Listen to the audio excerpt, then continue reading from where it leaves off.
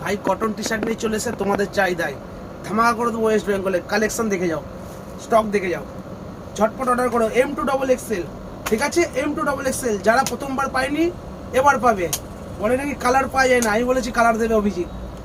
এরকম কালার তো আমার মনে হয় না কারোর ক্ষমতা আছে, কোনো দোকানদার এত কালার দেখাবে।